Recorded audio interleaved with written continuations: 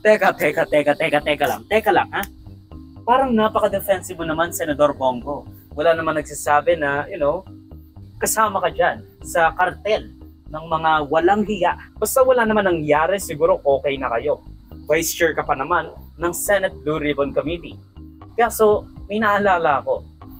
Di ba sabi ni Trillanes, yung kontratista mong tatay ay sangkot sa mga ghost projects? Ma'am, very clear man yun sa video na sinabi mo.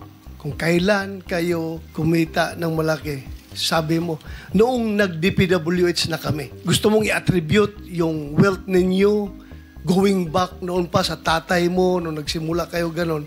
Pero very clear, the video won't lie. Sinabi mo, noong nag-DPWH na kami. Yes po. So, kailan ba kayo nag-DPWH? Yung mga flood control projects, kailan kayo nag-engage ng flood control projects sa DPWH? Siguro mga 2016 onwards. Please make sure of your answer. Yes po, 2016 onwards po. 2016 onwards? Yes po. Kaya naman pala. 2016 nag-start pero walang ganitong pagsiwalat ng mga ghost projects at katiwalian.